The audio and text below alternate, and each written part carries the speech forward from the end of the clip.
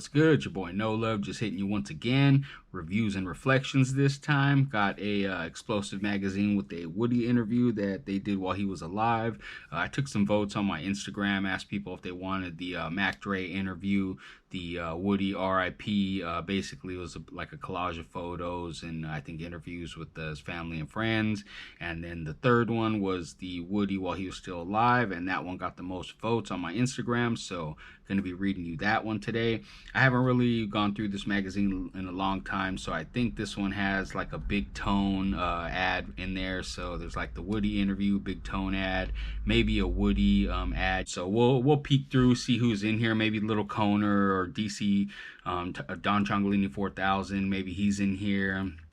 I'm not too sure. Like I said, I haven't looked through this one in a while, so you're looking through it with me. As you know, when I do these looking through magazines, I don't read every single article in there. I just kind of do the ones that are relevant to my followers. So in this one, it's anything for Homeboy Rap. So let's take a look and see what we got going on.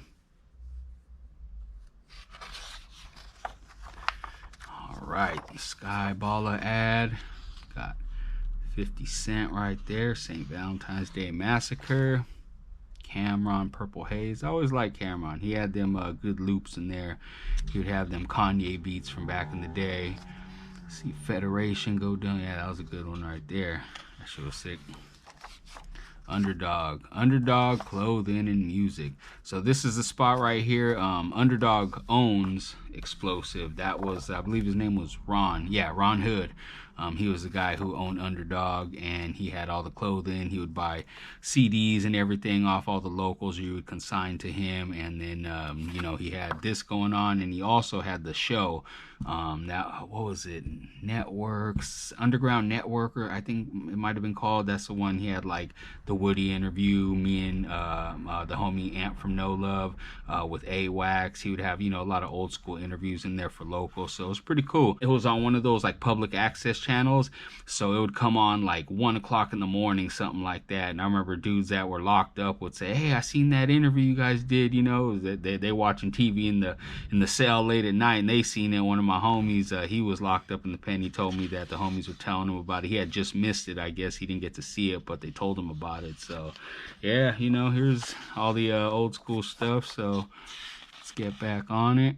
So this one, we got Sierra, Federation, Rick Rock, Akon, Mario, Woodie is on page 14. Xplosive Photo, Snoop Dogg, Jada Kiss, Ashanti, the Jacka, Noel G, Keisha Cole, Mississippi, Skyballer, The Team, Lil Jon, the East Side Boys, City to City, they got Mac Dre Tribute, E40, Be Legit, D-Shot, Sugar T, Sally Cell, JT, Mac Mall, Baby Bash, Young Muggsy, The Mossy, Doobie, aka Sugar Wolf, PSD, Coolio the Underdog, Turf Talk, Studio Tone, Jay Diggs, Johnny Z, Gaddafi, Young D-Boys, Young Drew, Evie Daddy of the Hood, let's see, B Slim, Indecent, Crypto, J Hype, Young FaZe, AWAX, Destiny's Child, Frontline, Nas, Young Menace, Arsenal, Bill Stack, Big Punch, Manny Fresh, Cheddar Records, Mary Jane Junkies, Cam and Drew Deasy, Entrepreneurs, Bossolini Clothing, let's see, KP, Red Billa, City to City, they went to New York, Cuban Link, Dice Entertainment, Mo Betta, Robert Jones, Ebony and Ivory Records, let's see, Black Mist, Living Dead, DJ Cool Clyde, Big Kwame, page 66, Dube Solly, aka Muchas Problemas, L. Dot, Coppola, Larry Legend, P-Star, KK, 67 got way too many people, ain't reading all that. 69 was happening on the East Side, SOZ, Chosen, Kane, Copperloke, and then reviews is on the last pages. So let's see, we got Sierra, got the AWAX Thug Deluxe. That was a good album right there. I used to slap that hardcore right there. That was a real good one. Federation, Rick Rock. We're trying to show love and bring the whole Northern California back, but it's a lot of motherfuckers hating. Man, we got MTV out here, and they haven't been here in a long-ass time. I ain't trying to brag or nothing, but give us our just due. We just trying to show the whole Bay we need to get together. Dooney Baby. Dirt Hustling. I never heard that one. C4 Presents. Mario Akon. I got hella features on this one right here. All right, so page 14, Woodie interview, Woodie ad right here. I have I think it's a sticker. Yeah, it's like a big ass sticker, the promo one of this. It's about this size, a little smaller. Woodie sent it to me. When he sent it to me, he signed it to Jose, you know, much love, Woodie. But man, my name's Jesus and fucked it up. So I still got it. If I ever sell it, I gotta find somebody named Jose. But yeah, I hit him back. I was like, hey man, you know, I want to sell him sign, but that's not my name. So yeah, you know, I guess it happens, but I get Jose'd a lot. All right, so Woodie nonstop. Here we go. Story by C4, photos by Shemp. Hooking up with Woodie for his latest explosive interview. He already knew exactly what points he wanted to make and the subjects he wanted to speak on. So I'm just going to let him speak for himself.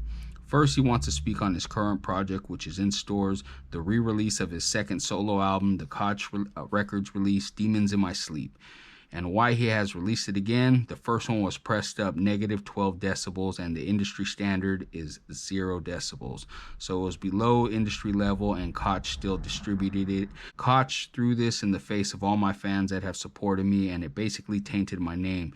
And in turn turned the pre-master of the album, and they were sitting on 10,000 units pressed up that they wanted to sell and then repress. That's bullshit. They pressed their own shit, so it would have been nothing to them to redo it. The other reason was because on the cover I didn't approve it. Koch ran with it. I told him it was too bright and I was having him do something different. He was just not getting the concept I wanted for it. And because of deadlines, they ran with that. We added 2 brand new tracks plus a couple of bonus tracks, and there's a ghost track at the end. And when people buy this album, they're supporting me. The money goes to me. Woodie also wants readers to know if they buy music online, use www.rapaid.com, and if you can't find his music, request it through City Hall or Urban Life.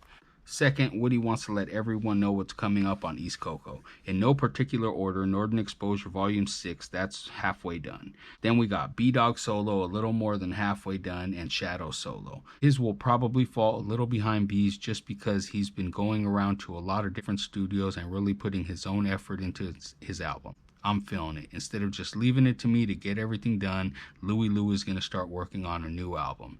Also, me and A-Wax are dropping an album. It's going to be like a double EP. Wax already has his half done, so now I got to play catch up.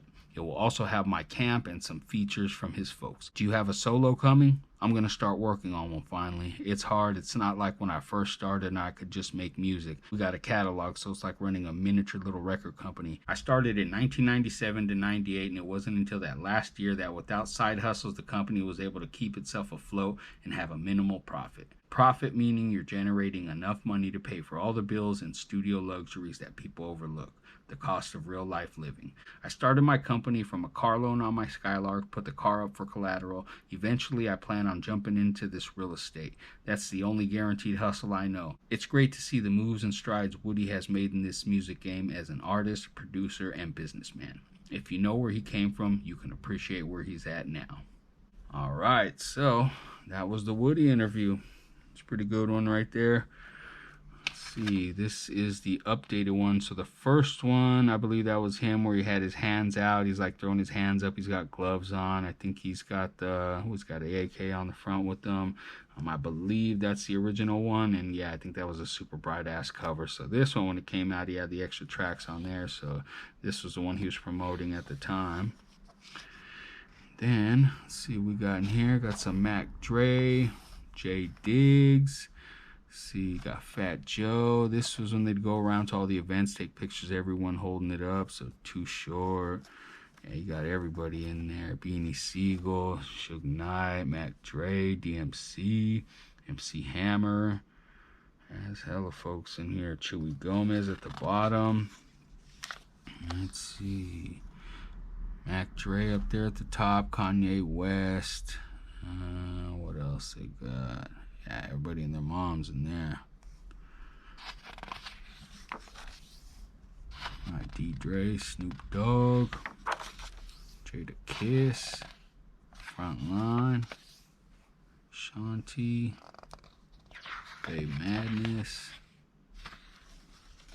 The Jacka, Might come back and do that one sometime.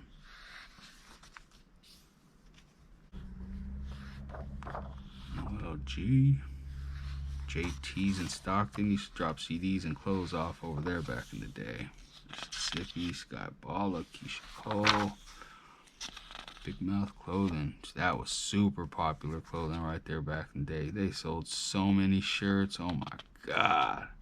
Man, everybody had that shirt, that sweater, like anything with that logo. That shit was popping.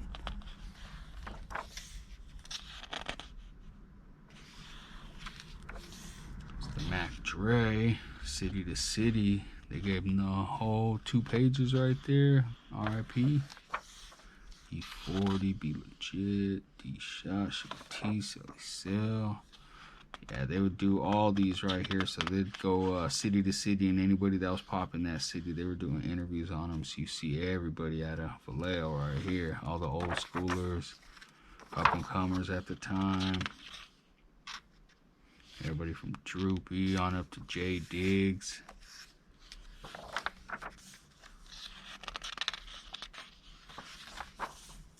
AWACS. Meaning behind the music. There's the Big Tone ad right there.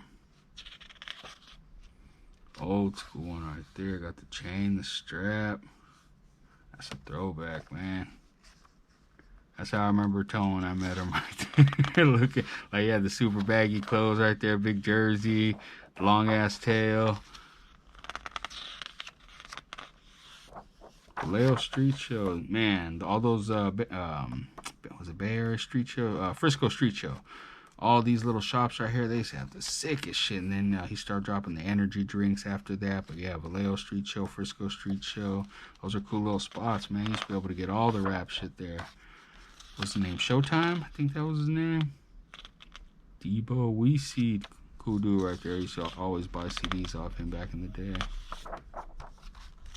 Nas, LL Cool J,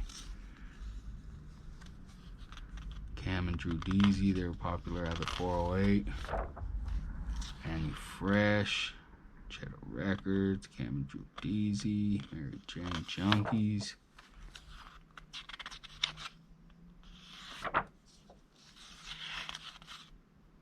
The old school homies right there. Chino Montana, Cali Sick. He was a cool dude. He was at a Concord right there, man. Cool cat right there. You used to always see him. And then he had hooked up with Sav It Out. He got on there and he was supposed to drop an album, but I think he fell out from there. And I never heard anything from him since, but I don't know. Maybe went to prison some. Some people just disappear, but I haven't heard anything on Chino Montana in a long time. He was pretty sick, man. That fool used to be able to rap. He was tight, man. I liked his shit. What's this?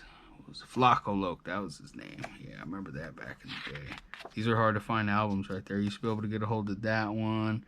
Got quite a few copies of that, I think, back in the day. But I could never get a hold of any of this other stuff. That. City, New York. Cuban Link. Old Dirty in Memory.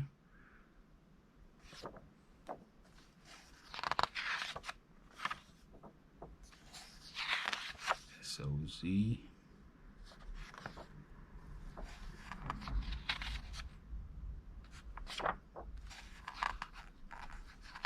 Copper Loc. Kane. Alright, got reviews. Mac Dre review. Exhibit. Snoop Dogg Federation. Last one, got AWACS. Alright, now we got Woodie. Demons in My Sleep, Collector's Edition. Woodie, Demons in My Sleep Collector's Edition. Woodie has re-released his second solo album as a collector's edition with new artwork, new songs, bonus tracks, and ghost tracks. In the Bay kicks the album off right with Woodie and Lil Los repping hard for the north side over some classic Woodie-produced funk. Rilo gets down something vicious on the hook to Pray For Me, also featuring Louie Lou. The title of the song is self-explanatory. They're asking for someone to watch over their lives. The beat on Off Night, produced by Kevin DJ, Kev Grisham, and Shannon Sanders, is something knocking. I'm loving the talk box effect in there. This one also has an LA feel to it. This one could be a radio single, something for the summer. This is cut nice. Woodie is spitting poisonous venom on Loyalty featuring Lil Los, and it's offset nicely by the smooth hook from Shannon Sanders. Woodie calls out his enemies and haters on the bangin' whatever though. Holding On is a tight bonus track featuring EXO, Creep, Jacka, and Shadow. This is about holding strong when times get rough. Real life shit. This is a good album, not just for the fans of gangbang music, but overall. Hopefully it can do more now than what it did with Koch for the first time around. Alright, that's it. Let's see. And that's it. So yeah, Jacka was the back cover right there. That's pretty much everything in there. So hope you enjoyed it. Hopefully I'll touch on the other one later, the R.I.P. Woodie interview, and then the Mac Dre one when he was still alive. I think it's him and Coolio, the Underdog, on an Xplosive.